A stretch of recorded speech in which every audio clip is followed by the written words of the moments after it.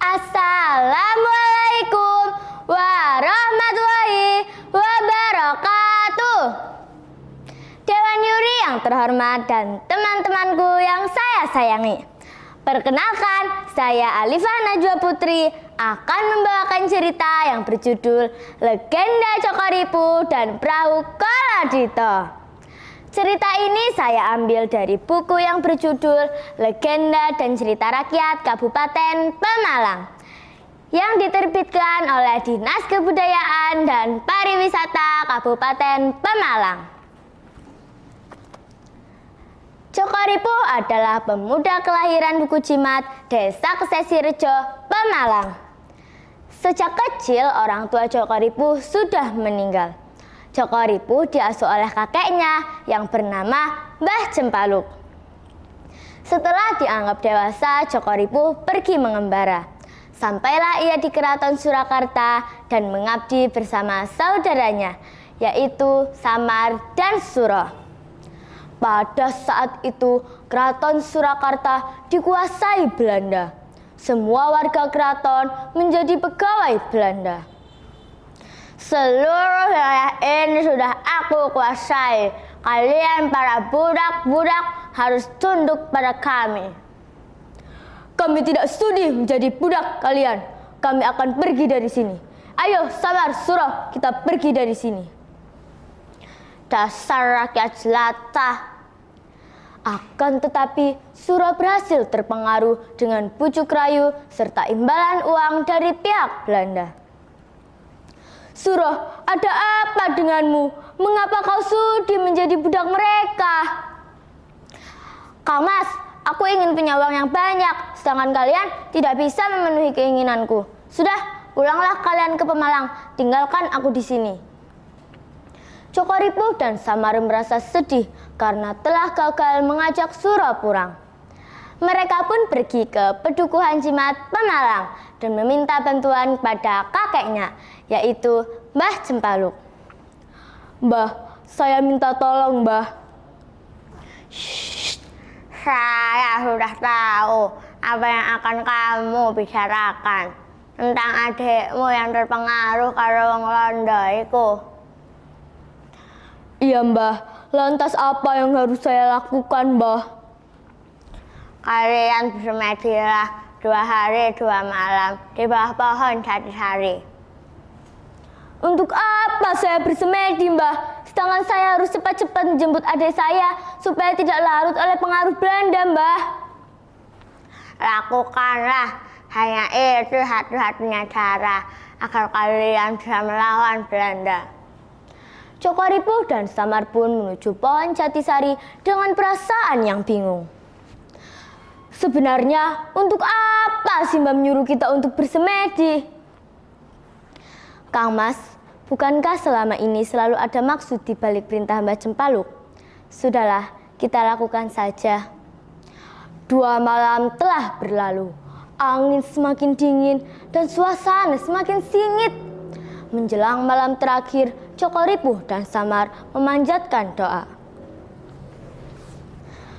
Memuji ingsun kanthi suwita linung sekara kanda arum surep dupaku melun tinulah niat ingsun hangidung sabda kang luhur titahing Sang Hyang Agung. Jin setan mulai bermunculan dan mengganggu mereka. Rumeksa ingsun laku nista ngayawara kelawan mekak hawa kang dur angkara. Senajan setan gentayangan tansah gawe rubeda hingga pupusing jaman. Akan tetapi doa yang dipanjatkan kepada Tuhan Yang Maha Kuasa memberikan mereka kekuatan. Sehingga mereka mengetahui Mbah Cempaluk sebenarnya memberikan petunjuk agar pohon Jatisari dijadikan perahu. Ternyata tidak mudah untuk menebang pohon tersebut. Ceruk, ceruk, ceruk. Kang Mas, pohon Pohon ini tidak bisa ditebang. Berkali-kali kampak ini malah bengkok, Kang Mas. Sebenarnya pohon apa ini? Apa semedi kita kurang lama ya? Sudahlah, minta tolong si Mbah Jempaluk saja. Hei kalian, kanuraganmu belum sempurna untuk menebang pohon Jatisari. Kelilingi pohon itu 7 kali sambil menahan nafas. Saya saja, Kang Mas.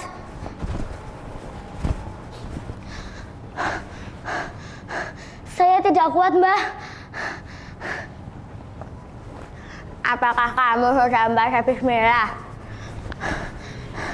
Belum, Mbah. Jaka, giliranmu. Jangan lupa untuk membaca bismillah. Baik, Mbah. Bismillahirrahmanirrahim. Cruk, cruk, breng. Jokoripu dan Samar pun berhasil menebang pohon Jatisari. Batang pohonnya dibuat perahu yang diberi nama Perahu Kolodito. Perahu tersebut telah menyatu ke dalam jiwa dan raga Jokoripu dan Samar. Perahu inilah yang akan melindungi mereka dari serangan pihak Belanda. Bawa panah ini, selalu baca bismillah ketika kau akan menggunakannya. Baik, Mbah. Apalagi sudah one shot sama COVID. Sesampainya mereka di Surakarta, Jokoripu langsung menemui adiknya. Suro, sadarlah, yang kau lakukan itu salah. Kita tidak seharusnya tunduk pada pihak Belanda.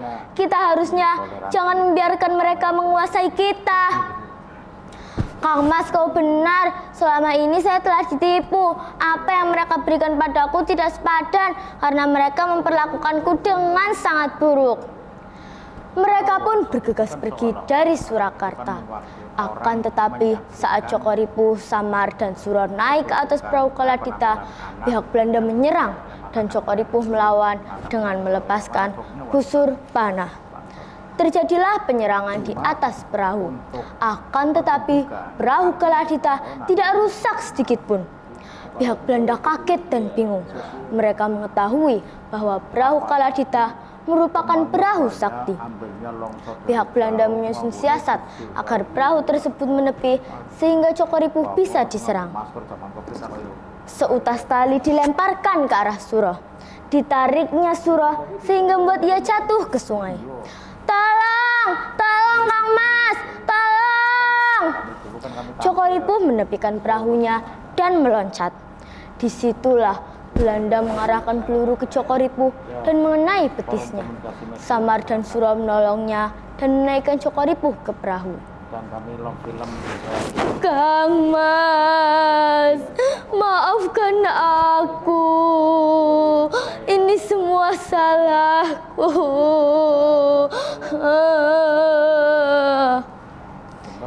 Suro, aku sudah cukup senang berhasil membawa adik-adikku keluar dari pengaruh Belanda. Pesanku, tetaplah teguh. Jangan kalian mudah terhasut oleh penjajah. Kami janji, Kang Mas. Perahu terus melaju. Kaki Jokoripu yang terkena peluru membusuk dan pada akhirnya Jokoripu wafat di tengah perjalanan dan dimakamkan di desa Pesanggahan Petarukan. Makam tersebut dikenal sebagai Candi Mbah Jokoripu. Demikianlah legenda Jokoripu dan perahu Kolodito.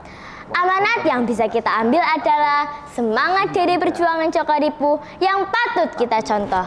Berjuang menyadarkan adiknya dari pengaruh Belanda agar tetap teguh mencintai tanah air, tidak mudah terhasut dan putus asa. Wassalamualaikum warahmatullahi wabarakatuh. Bukan